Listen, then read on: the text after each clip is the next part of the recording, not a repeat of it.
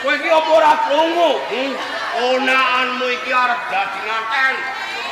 Suminten arep dadi manten. Iya. Karo sapa? Den Masih Broto ngono. Sing kandhai sapa? Kandha aku ngono. Kabar sing tak tampa Kang. Den Masih Broto iki ora dadi manten karo Suminten ora. Yur karo sapa? Nanging karo Cempluk Kang. Karo Cempluk.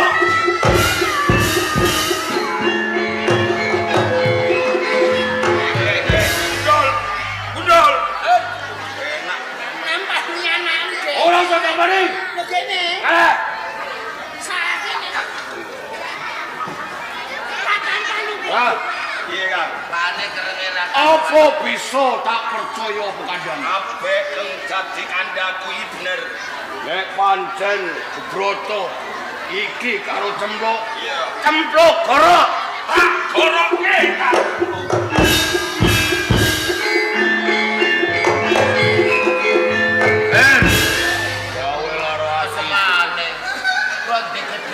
Barbarane metu ngene kota.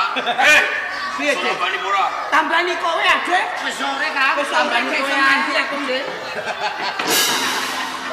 Wis tau ngerti. Wis tau ora. Mari yo. Halo, rumah sakit. Hei. Bener. Kan?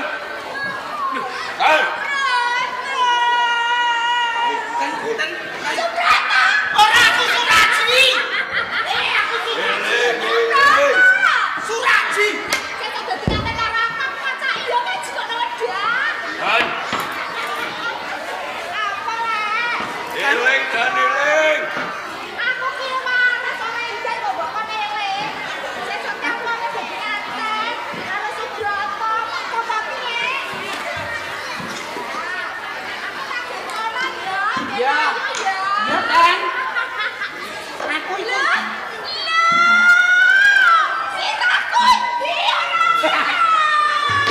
Bener ya Mang Bento. Kuali. Aku kali kenal ya Mas Broto. Iya, Dek Suminten.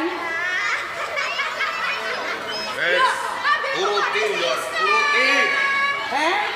Uruti anakku. Wis aja bento-bento aja dinoni. Apa arep bento? Lah iki ketok stres. Aku ki waras arep parani stres. Iya waras. Sampe dadi nganten karo Subroto ya. Iya ten. Anu lah ten. Iki dandan pisan. Iya. Iki. Kowe tak pacai ya Mas Broto. Iya ten.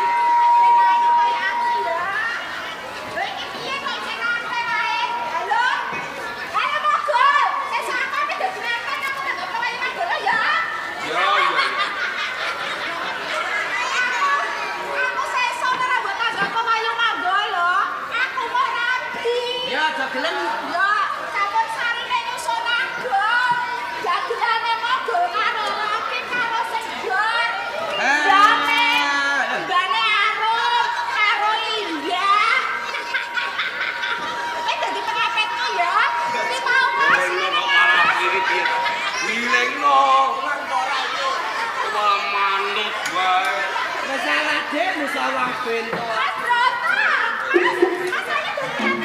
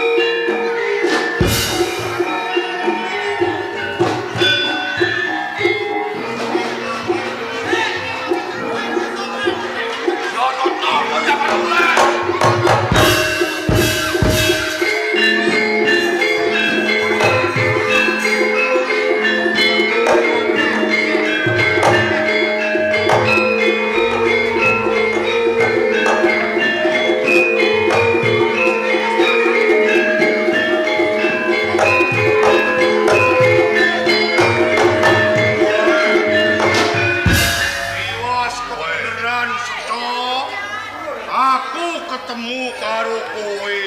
Yen wis ketemu karo aku, gak tenane aku iki kepengin ning desamu. Aku iki bakal kabar-kabar karo kowe. Arep ning desaku? Iya. Kabar-kabar. Yo kabar apa? Yen dina iki anakku cempluk iki mati. Anakmu cempluk mati? Iya. Nek mati ya dipendem. Wong tuwa dikabari nek ponakane mati kok. Ya dipendem terus apa? Ya mesti wae kaya ngono. Iya kok. Nanging patine anakku cempluk iki ora mergo lara. Mergo apa? Ora mergo dipundhut karo sing kuwasa iki ora. Kowe iki aja aneh-aneh. Ning matine anakku cempluk iki digorok karo wong. Digorok karo wong? Iya. Sapa sing gorok? Lho, panjen yo ana. Ning tak anggap sing gorok gulune anakku iki wong sing goblok. Mergo gaman sing dinggo gorok gulune anakku iki jeh keri. Bareng tak teliti, jebul gaman kuwi mau gawean saka Pandesiman. Yen ngono aku bisa nemtokake lamun patine anakku cempluk iki ana gandeng cenenge karo kowe. Yo, ora tak tutupi. Pancen aku kongkonan karo Dobrah. Pas kowe ngorok karo cempluk. Anging mergo anakku cempluk, patine isih ana sak njabane pepesten. Tak jaluke karo panguasane Gusti, satemah anakku cempluk bisa waras. Anak urip neh. Iya. Mula kanthi kuwi nganti aku nemoni karo kowe, iki tak anggap kowe iki ndek utang karo aku. Utang apa? Ayo ana tetembungan utang duit nyaure duit, utang beras nyaure beras. Iya. Rening kes utang pati karo aku. Mula ing papan kene kowe kudu mati saka tangan. Ngono.